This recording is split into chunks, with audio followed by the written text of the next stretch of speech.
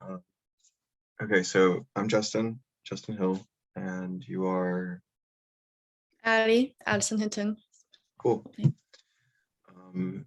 So this is, an interview of your experiences in our master's program at Stony Brook in philosophy and the arts. You are a first semester student, or like a first year student. You'll be going into your second semester, right? Yes. Okay.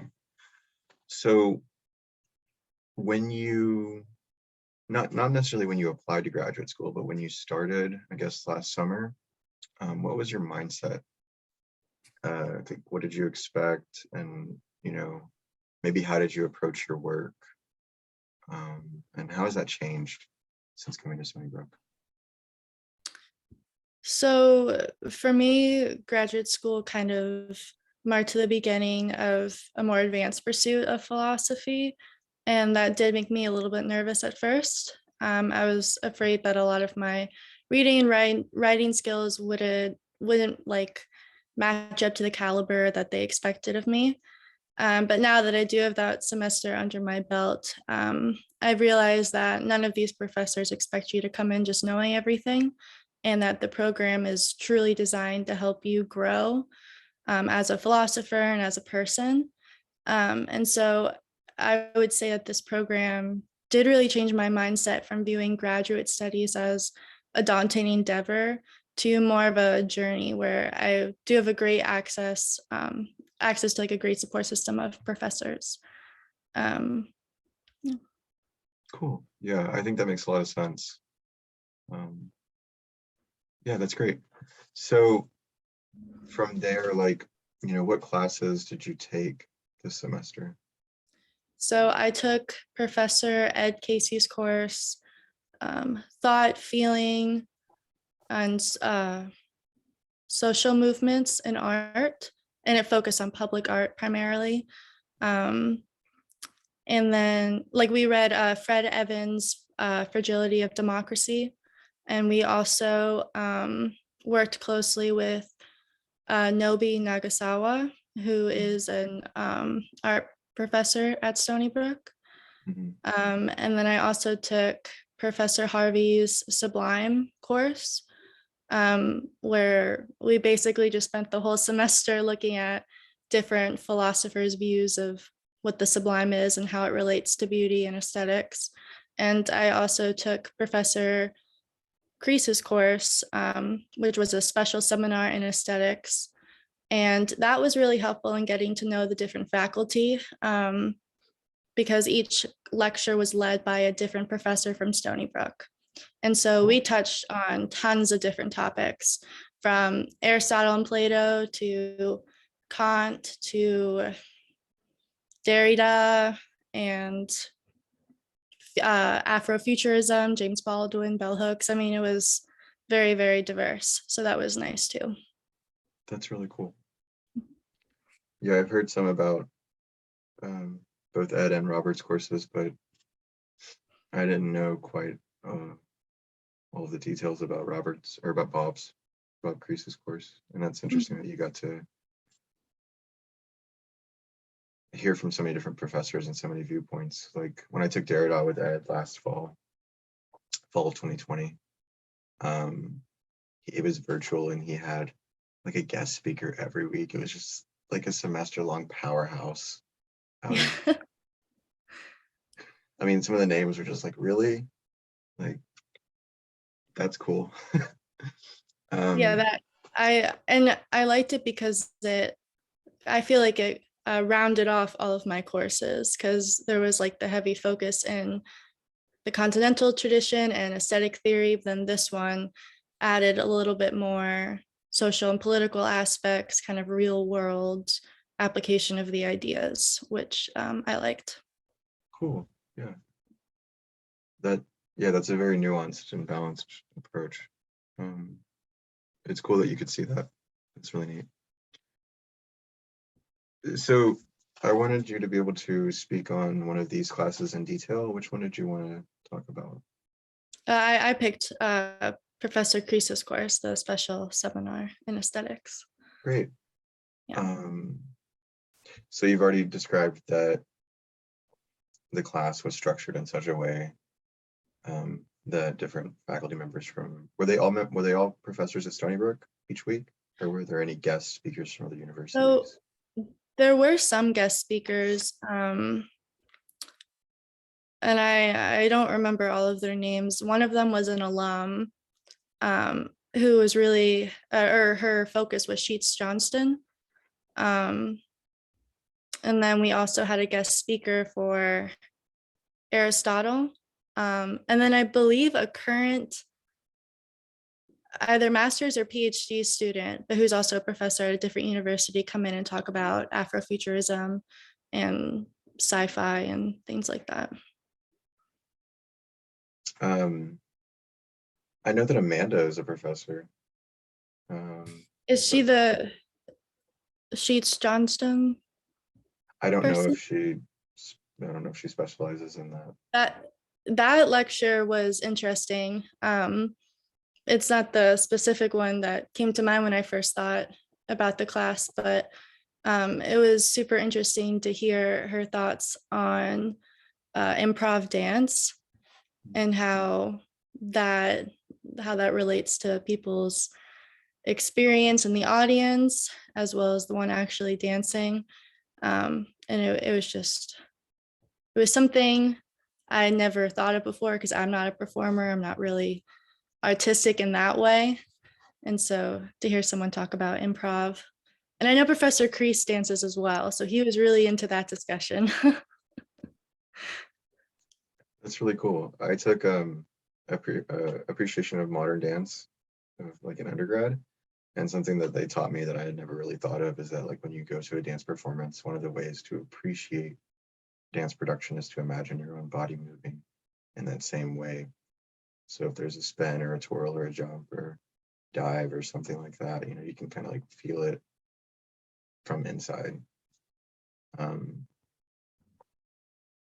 Yeah, Go ahead. it related a lot to like the beginnings of language being movement, and how that's how people originally communicated with one another. And I feel like improv is like falling very deep into that, Yeah, into just the movement as, I guess, expression, maybe you could say.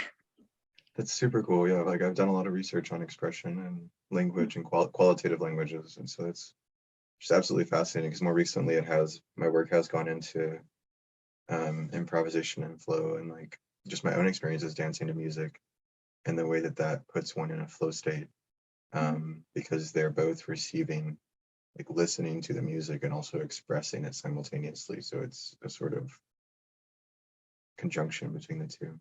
So it's just really Yeah, interesting that there's already like groundwork and people I could read at that intersection. yeah, and that was definitely the role of the spectator in art, and how the spectator is kind of their own artist, and how when they're viewing art they're also expressing themselves. That was a completely new idea to me because like I came into this program not knowing a lot about aesthetics, and actually when I was weighing whether or not to come, it was actually a con for me because I was afraid the program would rely too heavily on art studies and not the continental tradition that I really like and that I know the PhD program is known for. But then I've come to find that I really do enjoy aesthetics, and it blends very well with continental philosophy, and it is also just like interesting. But I feel like the program does a good job of not being too art heavy. But if it is something you're interested in, I know you're allowed to also take classes in other departments, I believe. Yeah, you can. Mhm. I would agree. Like when I came into the program, I thought I didn't have a lot of exposure to aesthetics. I had a background in modern philosophy mostly. So I didn't even have exposure to continental philosophy. I just knew that was the direction I was going. And when I thought of aesthetics, I thought of, especially in the New York art world, I thought of like high society and high art. And really my experience of aesthetics has been that it's like more of a focus on beauty and profundity and this sort of about experience and ineffability, and with a lot of emphasis on communication, which is inherently political. inherently social. And like, for example, Professor Craig's class that I had one semester was, we read Dewey's Art as Experience, but this class is called Art as Education. So it's looking at the way that art is both experience and educatory. And in that sense, it's highly political, it's highly ethical, because it's all about the growth of the individual, well, and the community, but you have to focus on the individual. So did you have something? We can move on. No, it's related. Professor Craig led one of the lectures in Crease's seminar, and it was on bell hooks and her aesthetic of Blackness. And in that, she kind of questions, like, does space hold power? And she kind of places the concept of aesthetics within the Black community and discusses the different variations it took. And just it was very interesting to watch Hook kind of cultivate this aesthetic of Blackness throughout her essay. And it was really eye-opening to read her thoughts on beauty, just in general. And in class, we discussed how beauty can be used to uphold certain social norms, oppress certain groups, and how conceptions of beauty are somewhat dependent on one's upbringing. And of course, this relates to her upbringing in segregated Kentucky. And so ultimately, we contemplated if there exists a beauty that transcends all of these determinations.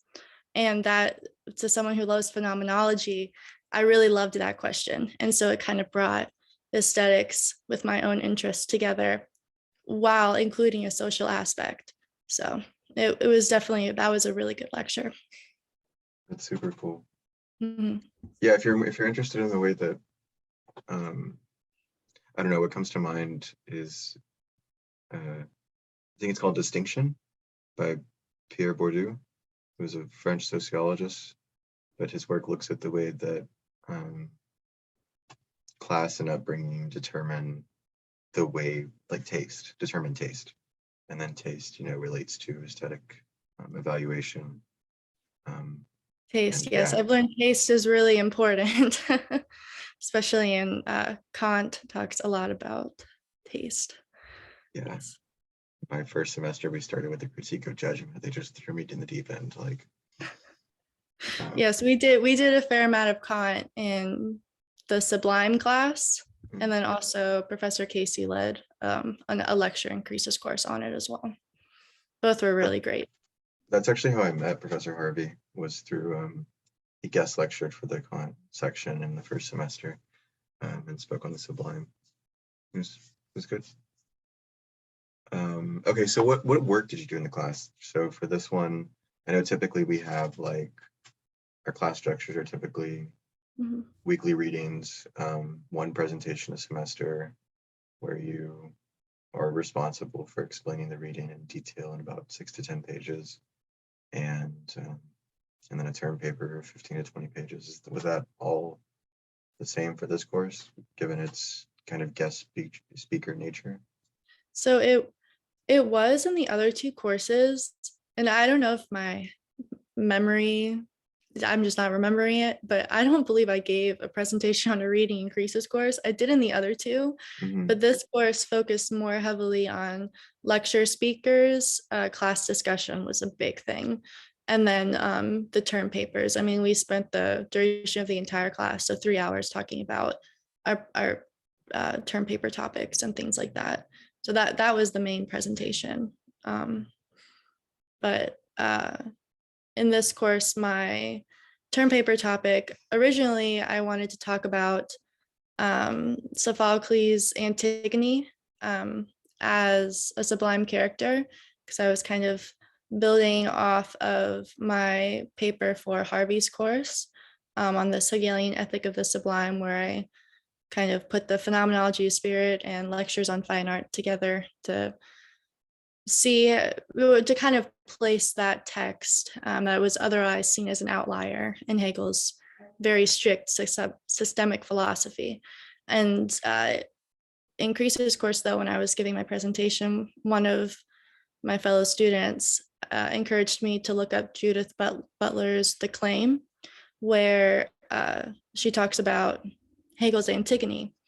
And she really critiques him because Judith Butler, of course, is known for, I don't have too much experience with her prior to this, but I know she's linked very closely with like third wave feminism. And she is, I believe, a Hegelian scholar. And so those together, she gave a very gendered reading of Hegel.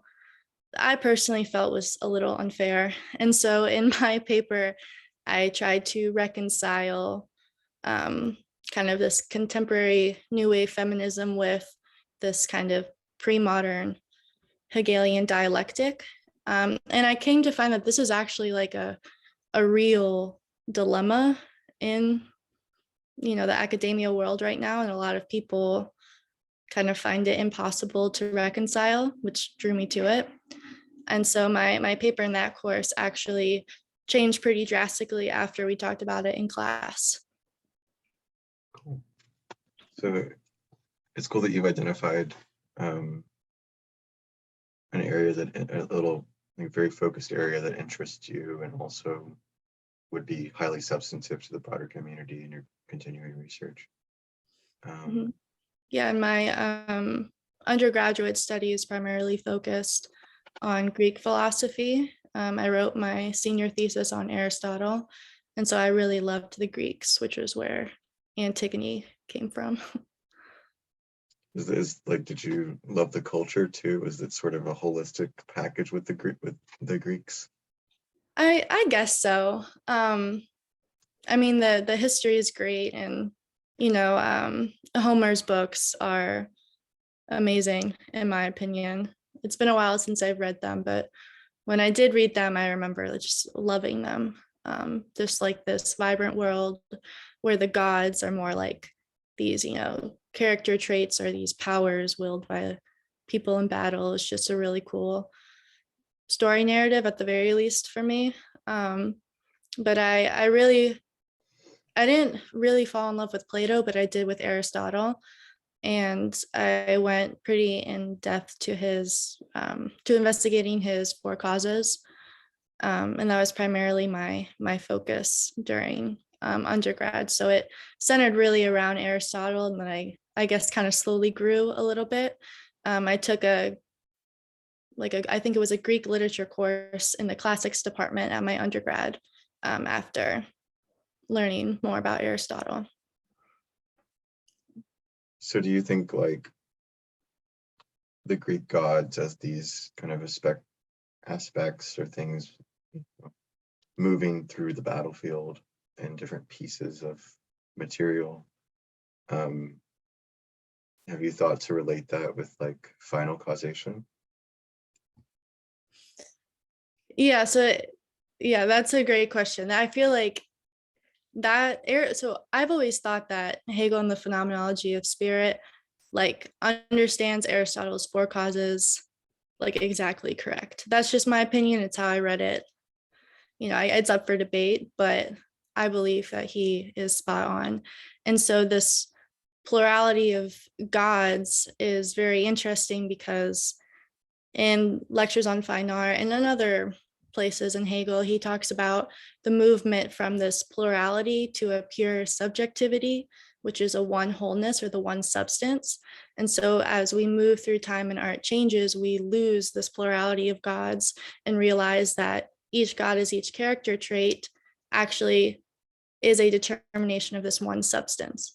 And that each, I guess, are the explicit existence of what is implicit in the one substance, if that makes any sense. And so with that, you have this perfect whole, and that is kind of like an Aristotelian final cause, which when elevated becomes his unmoved mover, which of course is evolved to be, the Western version of God. So they are all linked together, and it's so interesting. I would love to do more with what Hegel thinks about the Greek tradition and kind of mesh the two together. That's super cool. I feel like he should be citing Spinoza. I do need to read more Spinoza. Well, I feel like Hegel should be citing Spinoza. I don't have much exposure to Hegel, but I mean, you talk about one substance and a diversity of making explicit a plurality that's made explicit. And I mean, as Spinoza's nature / God which is a monosubstance with an infinity of modes. I mean, that's pretty much how I've been approaching Spinoza, is something similar to what you're describing in Hegel. So I need to read Hegel. I'm excited to do so. That's, yeah, I mean, I feel like someone could spend their entire life just working through the phenomenology, and he's got like a few other books too. You just absorb it and then write something new. You just trust the unmoved mover to move through you. There you go. So did any of the required readings from Crease's course stick out to you? So the one on improv dance did, the one on bell hooks did. The other one I found interesting. And this is more of a testament to how good of a Professor Casey is. He gave a very memorable lecture on Kant's third critique. And in that, he, I guess, Kant infamously deems ornament this mere charm that is not actually this ideal beauty. And in that, he discusses flowers and flowers' relationship to beauty and things like that. And Professor Casey kind of took this idea and ran with it, and he made flowers the theme of the lecture. And so he like stopped at like a little local store and picked up a bouquet of flowers to bring in for a visual. And he paired it with Professor Craig's New York Times article on flowers, and where she talks about, you know, her own garden and how philosophers need to learn to love beauty a little bit more, and just all of the wonders that flowers actually have. And it was super interesting, and it really created like this inclusive and cohesive course. And because of that, like it led to some really great discussion, because everyone had something there, I feel like, that they could relate to and then offer their own input on. So that was a memorable discussion for sure. That's great. That's really cool. Yes, I agree all around. Like, that's a great lecture design. Philosophers just need to appreciate beauty more. I think it's funny that she's like bold enough to say that. Like, I didn't know we were all so cantankerous, to be quite honest. Yes. So I don't think you mentioned this yet, and I'm sorry if you did, but what did you write on for the course? For Professor Crease's course? Mm-hmm. I wrote on, well, it was more of a response to Judith Butler's Antigone and her longer work, The Claim, and I tried to reconcile this kind of notion of contemporary feminism with a more pre-modern Hegelian dialectic. Right, you mentioned that. Wherein, like, I wanted to create a Hegelian dialectic which does liberate women, because I believe his dialectic to transcend a lot of these modern ideals and a lot of the social and the political. Yeah, so do you think maybe the critique of Hegel kind of depends on an essentialist idea of gender? And if you move past that into more of a non-essentialist idea of gender, you can interpret his writing more broadly to apply to both, or to all experiences. Right, yeah. And I mean, like, you definitely, I mentioned it throughout, like, it's a very important to expose the plight of women, and then to also look through some of the older works through new lens that we've just kind of acquired from, you know, learning more and evolving more, you know, such as, you know, the spectrum of gender. It is all very important. And so I do think that with that, Hegel can be interpreted in very much a different light. But I do not think it is how his work is intended to be read. So it is necessary to move philosophy forward, because we need to continue questioning all of these things. You know, these questions haven't been answered yet, you know, like, what is being, what is God? I don't believe any of that has been answered yet. So like, we need to keep questioning all of these things. So I don't mind her critique of Hegel, I just personally don't agree with it, to be blunt. I still don't know what being is. Like, But that, I mean, that been at it for almost. some people, I feel like, they move past that foundational. Like Mhm. you kind of, I feel like you do need to at least spend some time in, by yourself or in an academic setting, reading a little bit of the older guys, just because they, set the foundation that more modern philosophers take up and evolve from. I've actually realized that having the base in Aristotle has made understanding Hegel easier, which has made understanding Kant easier, and it's made understanding a lot of, like, Zizek was someone I was introduced to recently. I love him. He's great. I read his Sublime Objective Ideology, and it made a lot more sense to me. I feel like having the base foundation that I had. Yeah, I totally agree. I don't have much exposure to Zizek. I recently came That's all across. I have too. I recently read something about concrete universality and like 4 types of universal. Um, Again, going, I don't know, I've been interested in that idea of like, well, it's hard to describe and I'm underinformed, so we're gonna gloss over it.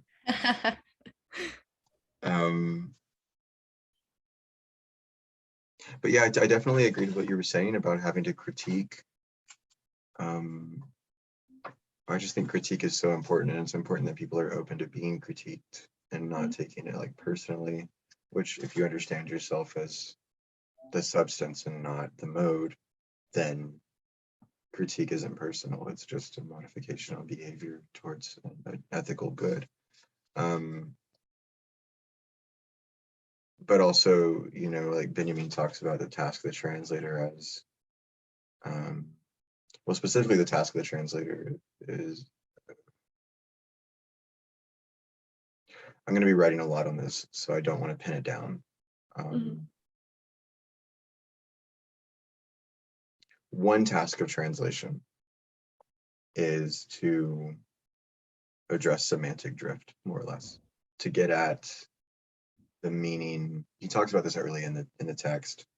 He says consideration of an audience of a supposed the reception of a work of art by a supposed audience never does the work of art any good. He's basically like, don't care about how it's going to be received. Just write from the intuitive impulsion, basically.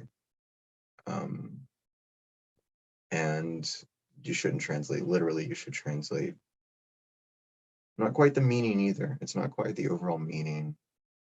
It's something more like your firsthand experiences of what the text is talking about. And translation happens within the same language too.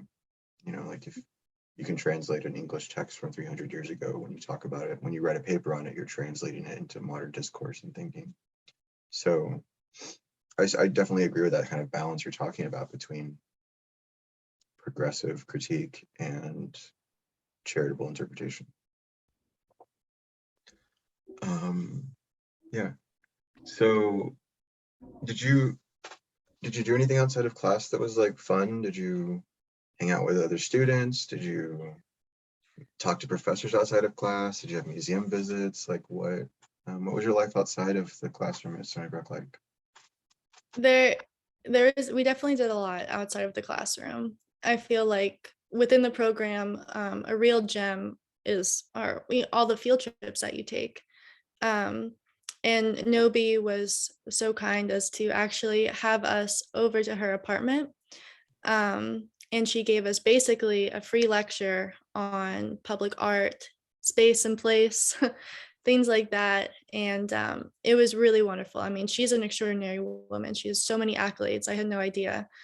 And seeing all of her public work that she's done over the years was really fascinating. And that was so fun. I mean, a few professors came and a bunch of students, and there were drinks and food, and it was a time also just to kind of socialize and get to know everybody a little bit better too. But yeah, we've also been to the Andy Warhol exhibit, and that was a really good experience as well. And aside from that, I mean, I would say that the in-person, the people, who are able to attend class in person living here in Brooklyn, I think that we all actually formed a really good bond together. Um, there was actually a group of us on Thursdays, and we all six of us took two classes back to back. So we had 6 hours straight. And after that, we were always just like, we need to like go out and relax together, have a drink, explore downtown Brooklyn. And so we really got to know each other better and make some great memories. I really love Atlantic Avenue in that area. I've come to love Brooklyn more so than I did when I first got here. New York is a little intimidating at first. I'm originally from Maryland, and I've been to cities before, but I haven't lived in one before. Right. But I found that, a lot of other students are in the same boat. They also come from places where they didn't live in cities. And I mean, after a while, you just kind of get used to it. The subway system is great. Yeah. I feel like the whole state is just so accessible now that I know how to use it. And it's really been a great social experience as well. And even the second year students have been incredibly helpful. Aside from the professors' help, the second year students have been more than accommodating to answer any questions, to be inclusive, things like that. That's great to hear. Yeah, I'm from Texas, so it was a little scary. Yeah, Yeah. I mean, I'm near the Houston area, but you drive in and you drive out. You just get in, you do what you got to do, and you get out of the city. And instead, it's like you have public access to wherever you want to go if you pay $30-something a week for unlimited rides. And I miss it. I'm excited to be back in a few weeks. I can't wait. I do love Atlantic Avenue. We had, before the pandemic began in my second semester at Stony Brook, we had 2 classes on Tuesdays. From the first, Same deal. well, the first semester they were scheduled with an hour break in between, but the second semester they were not scheduled with an hour break in between. And they were like, no, we're going to impose, we're just going to change the time, even though it says on the schedule that it starts at 4, it starts at 4:30 now, so you get 30 minutes. Like, that's cool. Like, there's a lot of freedom and power to make the academic structure suit the needs of the people involved, and I think that's not something you see very often in undergraduate. Yeah. And the bond with the professors too is, just it's more friendly. I know Professor Casey liked to go down the street to just like this local bar where he just wanted to chat with us and get to know us better, and we would have philosophical discussions. Unfortunately, we couldn't do that as much as he's been able to in past years, but I know it's something he values greatly. Yeah, Someday Bar. It's a really great place. Yes, Someday Bar. Even after, he'd normally stay for like 30 minutes to an hour, just long enough to he'd have like a salad and a drink. And his favorite drink is a Negroni. Oh gosh. Which I think has like a black licorice flavor, if I'm not mistaken. Are you familiar with it? Like, you're shaking your head. Like, I am not familiar with it, but I hear that it's like really high alcohol content, isn't it? it's a mixed drink. I don't know if it's high alcohol content. I'm not I thought sure. it was. I've never had one. So he wouldn't stay that long, but then the rest of us, he'd get us going, and we'd just sit there and talk for like 2 hours to all the other students. We'd talk about whatever. A lot of times it was Kant, surprisingly. Kant or Lacan seem to be the recurring themes. Mm-hmm. But yeah, Sunday was I cool. know a group of us. Yes. A group of us found this one place called Zombie Hut, which is down off of Smith Street. It's like this little rum bar. And it's really fun, especially when it's warm. They have this outdoor seating area, and you can play like Connect Four and Jenga and things like that. Oh, cool. I love Jenga, and I'll take anybody on a Connect Four. I'm not gonna lie. Like, come at me. Um, so what has been your like overall in the MA program? You know, we've talked about the classes you took. We talked about what mindset you had coming into graduate study. Mhm. We got a little focused look at one class in particular, Professor Crease's course. What is, or what's been the overall like experience of the program for you? You know, like, is that too vague? No, I think I can answer it. I mean, the short answer is great. I'm only one semester in, but so far it's been a really wonderful experience. Like I said at the beginning, I came in a little nervous. You're moving to a new city where you may or may not know anyone. You probably don't know anyone in your courses or the professors, but everyone has been so welcoming, so accommodating and inclusive that it's really made me feel comfortable in the classroom environment. Mm, Um, and one thing too to highlight that I actually really appreciate about the program is that you're allowed to take PhD courses in the master's program if that's something that you're interested in, or if there's a course you really like. And for me, I guess another I don't know if I'd say a misconception, but just this idea I had in my head going into graduate school was that I was going to get on this PhD track and I was just going to go all the way through, and the MA would just be kind of like this obstacle to get through. But I've realized that MA courses have a lot to offer, and I'm actually really happy that I chose this program because it's allowed me to kind of test the waters of graduate school, and it's allowed me to kind of test the rigor of PhD, you know, classes and things like that. Um, and so I definitely think that I've learned a lot over this semester. I've been able to grow as a philosopher, and I've been able to grow as a person as well. This is a program I feel like that's designed to not like test you, like they don't throw a bunch of information at you and then test you like they do maybe in undergrad or other programs. In this one, they really like make it their goal to help improve your writing, to help you with an independent study, to help you with personal statements if you are going to apply to a PhD program or another graduate school. And so that's definitely been, I think, I wasn't expecting this program to be so, I don't know, just like nice to like, nurturing. it's just been a really wonderful experience so far. Yeah, Mhm.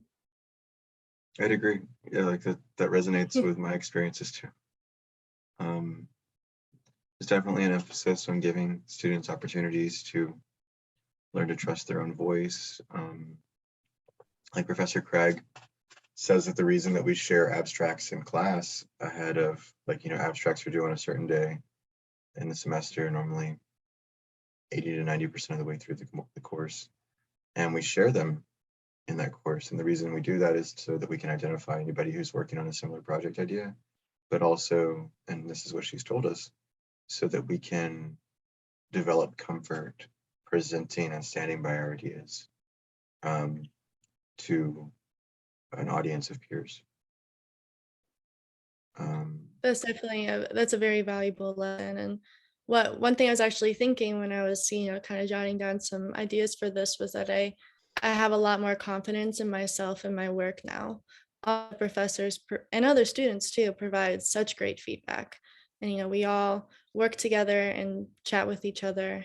And it's really been very much like a confidence boost in my abilities. So I would agree with that for sure. Yeah, but a merited one, right? Mhm. Like more like helping you see the capacity you already had and learning to like settle into who you are. Yeah, I would Um, definitely agree. yeah, I think confidence boosts can sometimes come across as like a facade, and it's not really a facade. It's more like you've earned your stripes. Like, Yeah, like it's not, unwarranted, or it's just praise all the time. Like they're yeah, giving you real critique that's making you work harder and be better. And at the end of the course, you're like, oh wow, like I accomplished this. And you just feel really, good about yourself and the work that you produce. You're proud of it. yeah, it's like the right, it's the Goldilocks. It's just the right mixture of pushing you to be better, um, but also like giving you positive feedback for your successes. It's very encouraging. I definitely agree. Um, Moving into our final section of things I wanted to cover in this interview. When you were applying to graduate school the first time, or like, I guess you only did it once probably, right? Like, so a year ago, um,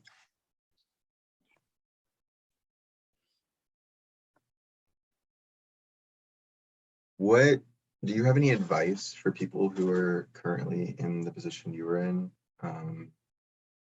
in terms of like what you found valuable in a graduate education in philosophy? Like, I know we've been able to talk about that very elusively, like in passing, we've mentioned all these boons or strengths or things that we've found valuable in our experiences in the program together. But like to make it explicit, or one, to make it explicit, but also to generalize it past our own experiences at Stony Brook. What did you find valuable in graduate education? Like, what were you looking for? What helped you make your decision to go to Stony Brook? Well, I was definitely looking for, well, I actually feel like now that I've been at Stony Brook, my I would be a little bit more broad with what I was looking for. I came in with a little bit of a narrow mindset. I want continental school. I'm not doing analytic. I want to study Aristotle, Hegel, and Kant, and that's it. Maybe a few others. And I was just super like just into that, I guess. And after, you know, uh, welcoming some new thought, that's really changed my perspective on a lot of things. And specifically, with this program, the focus is aesthetics.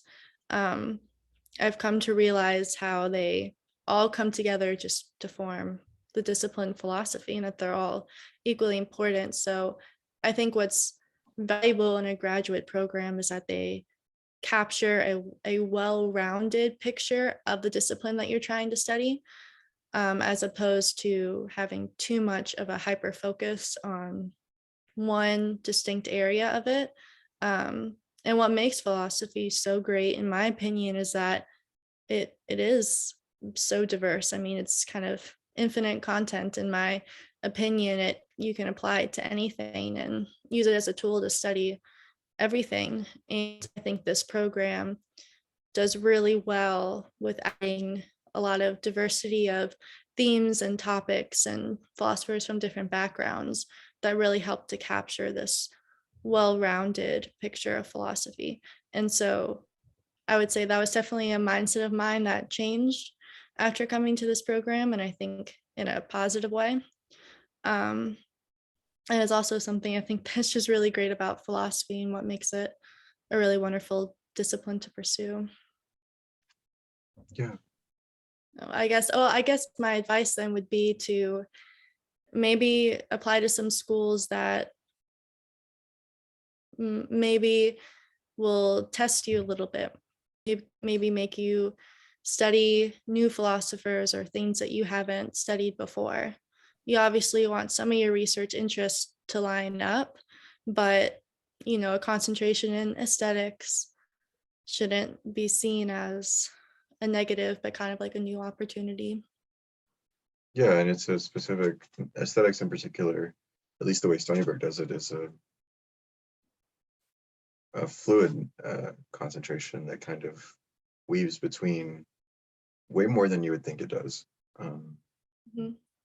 Like we talked about Definitely. earlier with like high art versus what actually happens when we study aesthetics. Yes. So my last question, what is one thing you wish you had known before beginning graduate school? Like for me, for example, I had this very kind of like formality or formalism to the way that research happens, thinking that to do research or to start writing a book or to write anything, you needed some kind of occasion or feedback or structure external to you to do that. Like you needed an advisor or you needed a classroom setting with formal education. And for me, I realized that no, you just start writing. Like you're already in a graduate program, you just start writing and you send it to somebody and you see what happens. And like, yeah, so like being in the program to where being in a program that encourages you to trust your own work and to trust your own convictions about like in your capacity to discern truth was all really helpful for that. And seeing that as I tried to do these things, as I began to try to do these things and send these ideas to professors, they were very supportive. And it's like, okay, well, I was anxious before, but it's getting positive feedback, so it must be onto something. And I should reevaluate how I was approaching it before, right?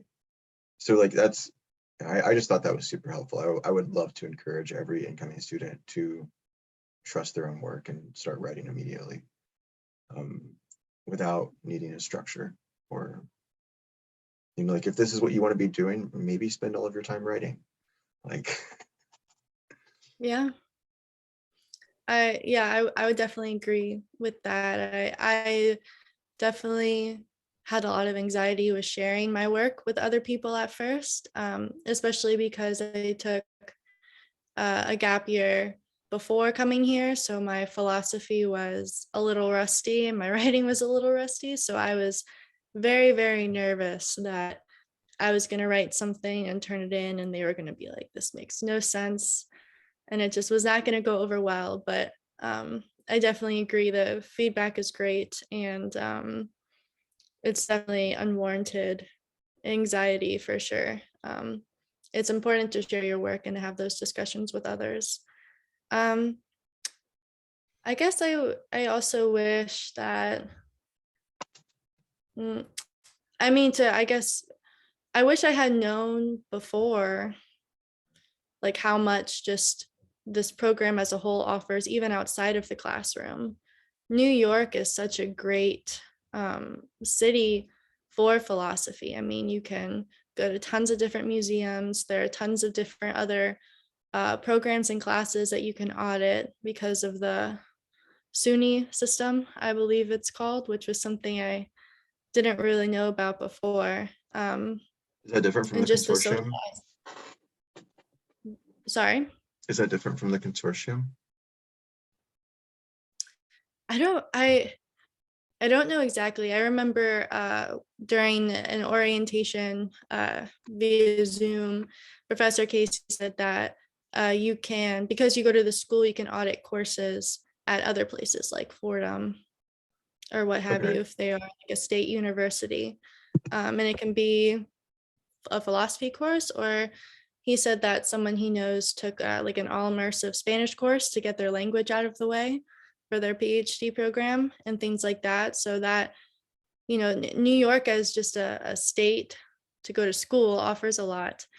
And then also the social aspect of the program. I don't know, I guess that's not really what I wish I knew, but it was something I found while I was there, because I was a little nervous that I would be going to this new place and I would kind of just be cooped up in my apartment the whole time. But it was way, way easier to make friends than I had thought.